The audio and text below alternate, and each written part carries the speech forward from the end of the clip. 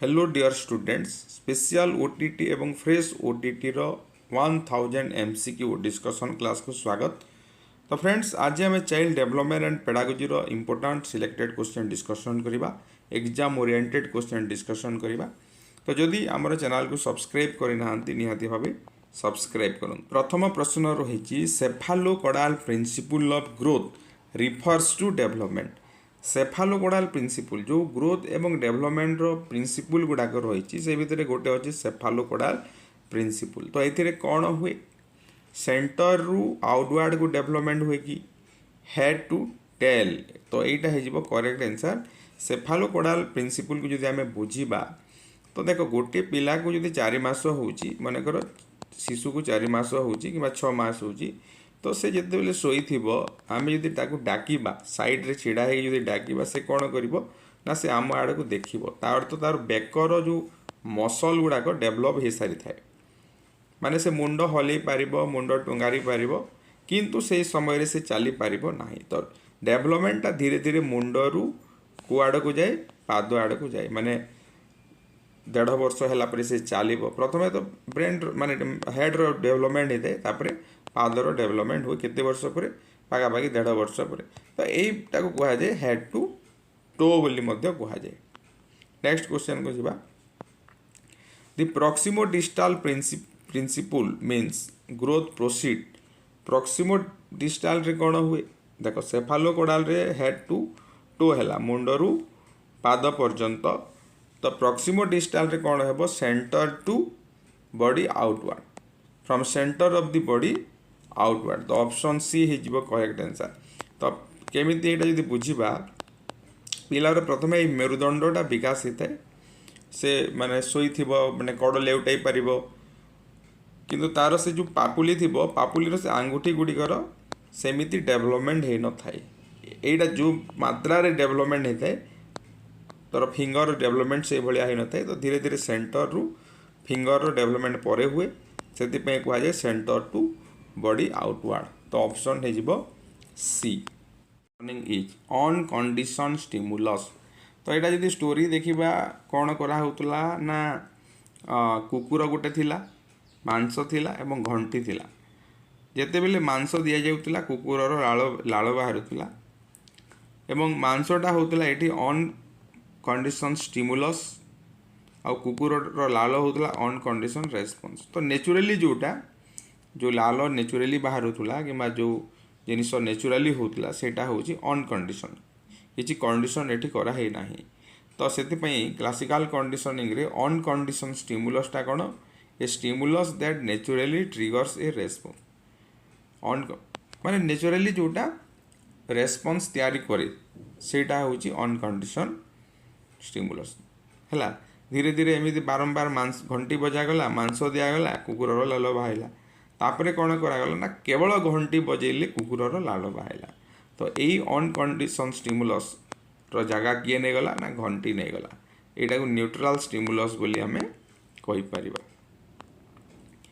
In operant conditioning the behaviour followed by reward is. जदि operant कंडीशनिंगटा किए देथिले ना स्किनर देथिले एटा एठी कौन करा हुए ना फलाफलटा कहा ऊपर निर्भर करे ना रिवार्ड ऊपर निर्भर करे एटा कहते से फलाफलटा रिजल्ट कहा ऊपर निर्भर करुछि ना रिवार्ड ऊपर रीइनफोर्समेंट कथा कहले भल हेबो रीइनफोर्समेंट ऊपर डिपेंड करुछि। Operant condition the behaviour followed by reward is increase. जदि किसी रिवार्ड दिगला से बिहेवियरटा बढ़िबो। बिहेवियर माने कौन जो कामटा पिला करुछि से काम जदि भल कला ताको जदि आमे पुरस्कार देले से काम आहुरी करिवो से काम को बिहेवियर बोली आमे कहबा। Insightful learning is characteristic by insightful learning is characteristic by insightful लर्निंगटा कौन ये कोहलर जोटा देइतिले कोहलर दे नथिले कि Kohler insightful learning theory Kohler देइतिले आउ एटा गेस्टल्ट थ्योरी भी कहा जाए। गेस्टल्ट एटा एग्जाम रे बहुत थोड़ा आसे गेस्टल्ट थ्योरी रे कौन हुए ना होल टू पार्ट हुए माने एका संगे आमे गोटे प्रॉब्लम को देखिबा आउ तार सॉल्यूशन बाहर करिबा आउ एठी कौन हुए इनसाइटफुल लर्निंग रे गोटे प्रोब्लेम को आम सडन रियलाइज करवा और तार सॉल्यूशन बाहर करवा sudden realisation of a problem solution आउ से कौन करते सिंपांजी गोटे को लेकिन गोटे सिंपांजी को लेकिन परीक्षा करते कदली देते है यहाँ आम डिटेल स्टोरी पढ़ा तो जो मैंने फ्रेश ओटीटी कि स्पेशल ओटीटी बैच जॉइन होगा चाहूँगी ये मेसेज करूँ आपड़ जॉइन हो गोटे कि दुटा क्लास बहुत भल हे constructivist theory emphasize that learning constructivist थ्योरीटा कौन कहा उपरे ध्यान दिए कंस्ट्रक्टिविज्मटा कौन एक्चुअली ज्ञान संगठन पंथा आमर सोशल कंस्ट्रक्टिविज्म अच्छी रेडिकल कंस्ट्रक्टिविज्म अच्छी कंस्ट्रक्टिविज्म हूँ ज्ञान संगठन पंथा जो ज्ञानटा कौन कराए पिलाटा एक्टिव है कि ज्ञान निर्माण करिवो पिलाटा सक्रिय है कि ज्ञान निर्माण करिवो तार सोसाइटी सहित मिसिकी ज्ञान निर्माण करिवो सोसाइटी सहित भाव विनिमय करिकी ज्ञान निर्माण करिवो तो is actively constructed by the learner हैला भाइगोस्की कंस्ट्रक्टिविज्म कथा किए कही ना भाइगोस्की कही तापरे जीवा पियाजे first stage of cognitive development is पियाजे जो कॉग्निटिव डेवलपमेंट थ्योरी देते आमर जो चारोटी स्टेज अच्छी sensory motor pre operational concrete operational एवं शेष फॉर्मल ऑपरेशनल तो जोटा रही तो प्रथम स्टेजटा कौन सेंसरी मोटर 0 ରୁ 2 वर्ष एटी पिला कौन करिवो ना सेंस ऑर्गन माध्यम रे से नॉलेज गेन करिवो हैला तापरे next the process by which new information is incorporated into existing cognitive schema is called एटा भी कॉग्निटिव डेवलपमेंट रो कथा the process by which new information is incorporated into existing cognitive schema धरंतु गोटे जिनिस देखिले से जिनिस प्रति आगुरी आमर किसी धारणा धर अच्छी सेटा है स्कीमा तो से जिनिसर किसी नुआ इनफॉरमेशन जो आमर आसूची माइंड को आसूची ता सहित से तालमेल जो रखिब तो सेटा से कौन कह जाए एसिमिलेशन कह कौन कह एसिमिलेशन कह information incorporated into existing cognitive schema is called assimilation तापर नेक्स्ट जीवा in Pavlov's classical conditioning the bell is initially a बेलटा कौन अनकंडीशन स्टिमुलस कि कंडीशन स्टिमुलस कि न्यूट्रल स्टिमुलस एते को स्टोरी कहूली मु पेवलोव जो परीक्षा करथिले घंटी मांस एवं कुकुर को नहीं करथुले तो जो माने जो मांस थिला सेटा कौन अनकंडीशन स्टिमुलस तार जगह किए नहीं गला घंटी नहीं गला घंटीटा हूँ गोटे neutral stimulus according to operant conditioning which of the following is a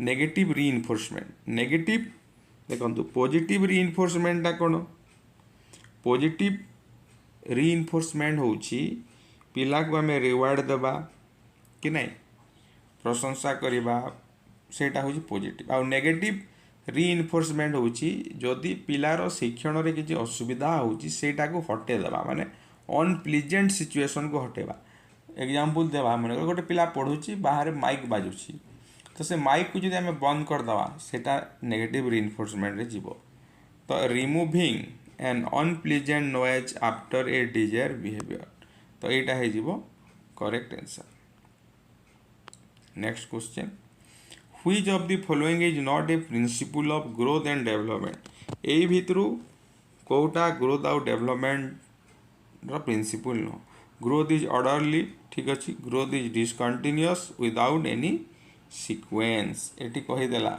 growth discontinuous बोली development depends on heredity and environment ठीक अच्छे growth is different from each individual समस्तंकर ग्रोथटा अलग अलग होता है next The law of readiness in learning suggests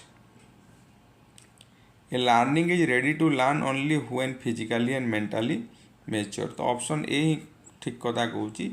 law of readiness जोटा रहा Thorndike जो rules trial and error theory रे देइथिले law of readiness, law of exercise, law of effect कही कि नहीं. तो लॉ ऑफ रेडीनेस टा कौन ना पिला को आमे मेंटाली एवं फिजिकली रेडी कला परे पढ़ेबा. तो ये learner is ready to learn only when physically and mentally mature. जितेबाला से तार अर्थ हूँ गोटे 5 वर्षर पिला को आम 10 क्लास पाठ पढ़े पारिबा नाही. मेंटाली भी दरकार, फिजिकली भी मैच्योर दरकार. The condition response in classical conditioning. The condition response टा कोटा आमर on condition stimulus on condition response थला हैला. तो एठी the condition response classical is on learn occurs naturally without training is learn after association with the condition stimulus. तो यहाँ कौन हम यहाँ माने ऑप्शन टा सी आसीज. यहाँ कौन हुए is learn after association with condition stimulus. Condition stimulus टा कोटा देख आमर जो मांस थिला और ये लाड़ थिला. ये मांसटा हूँ ऑन कंडीशन स्टिमुलस, यहाँ थिला ऑन कंडीशन रेस्पॉन्स. मांस को हटे देकी बारंबार घंटी बजे बजे मांस को जिते माने हटे देले से घंटीटा कौन हो गला घंटीटा यार जगह नहीं गला घंटी. तो यहीटा कौन यही घंटीटा एबे कौन करुच्ची ऑन कंडीशन रेस्पॉन्स करुच्ची कि नहीं. तो बारंबार एसोसिएट है क्या सहित यही 3 जन भितर एसोसिएशन आसूची स्टिमुलस रेस्पॉन्स भितर एसोसिएशन आसूची हैला. तो से भलिया कथा एटा. नेक्स्ट जीवा in operant conditioning what is the effect of punishment on behaviour. Operant conditioning रे कौन कहूँ स्किनर कौन कहले ना फलाफलटा रेजल्टा कहा उपरे डिपेंड करे रिइनफोर्समेंट उपरे डिपेंड करे. तुम रिवार्ड कि पनिशमेंट उपरे डिपेंड करे. What is the effect of punishment on behaviour. Increase the livelihood of behaviour, decrease the livelihood of behaviour, has no effect, cause insight. तो कौन है यार करेक्ट आंसर. यार करेक्ट आंसर पनिशमेंटा कौन करुच्ची पनिशमेंटा माने निहाती भाव डिक्रीज कर पिला को जो पनिशमेंट दिज्व से बार से कमटा करनी. पिला भूल काम कला पनिशमेंट देल आ भल काम कले कि पनिशमेंट दिए कि भूल काम कला पनिशमेंट देल माने से कामटा से करिवो नाही. तो decrease the livelihood of behaviour है correct answer. The most distinct feature of insightful learning. Insightful learning एवं कहते यहाँ गेस्टल्ट थ्योरी सडन रियलाइज करवा गोटे प्रोब्लेम को. तो ये सडन प्रोब्लेम सॉल्विंग हो correct answer. Constructivism considers the role of. Constructivism टा कौन करे माने एनवायरनमेंट को खाली निए रिइनफोर्समेंट को निए active participation and mental construction करे ना क्लासिकल कंडीशनिंग करे. तो कंस्ट्रक्टिविज्म माने कौन ज्ञान संगठन ज्ञान निर्माण करिवो पार्टिसिपेट भी करिवो और मेंटल कंस्ट्रक्शन भी हेबो. तो करेक्ट आंसर हो सी. तापर जीवा पियाजे stage of development where children begin to think logically about concrete event. Concrete event विषय जदि से माने चिंता करि पारुछंती सेटा केउ स्टेज. तो निहाती भाबे कंक्रीट ऑपरेशनल हेबो. कंक्रीट ऑपरेशनल स्टेज रे से ना से माने कंक्रीट वस्तु ऊपर चिंता करि पारिबे कंक्रीट ऑपरेशनल हेबो. नेक्स्ट एकोमोडेशन इन पियाजे थ्योरी मीन्स. पियाजे जो थ्योरी देथिले तार एकोमोडेशन माने कौन adding a new information into existing schema. तापरे changing existing schema when new information does not fit. गोटे जिनिस को देखिल तो माने ता प्रति तुमरो जो धारणा थिला सेटा हला स्कीमा. ता प्रति तुमरो जो धारणा थिला सेटा हला स्कीमा हैला.